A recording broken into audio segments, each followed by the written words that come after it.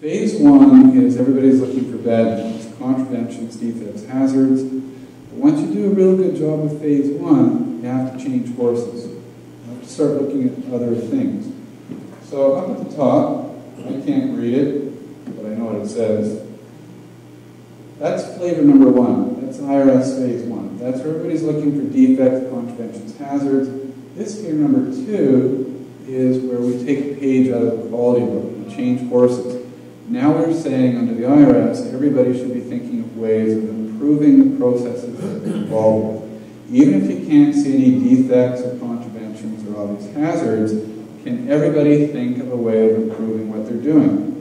Can you reduce the variation, reduce the waste, make it a little more comfortable, make it a little simpler?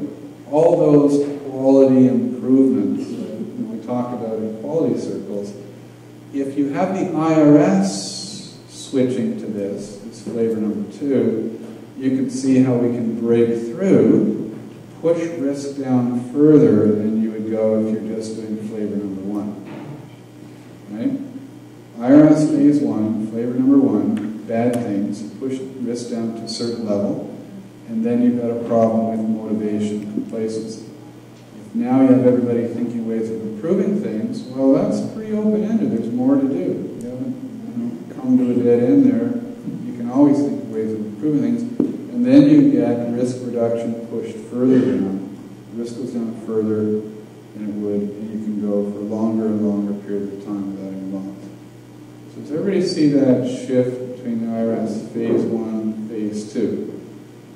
Now, from a legal point of view, the Health and Safety Act is really about bad things, defects, contraventions, and hazards.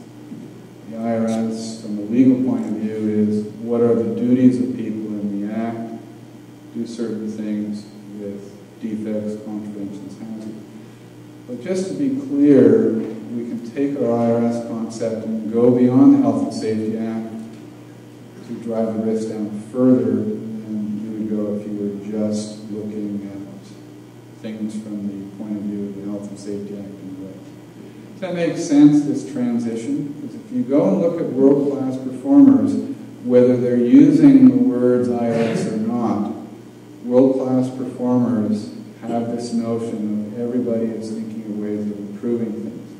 That's how they're getting the risk down further than if we're just looking for benefits. Does that make sense to people? Does everybody understand that?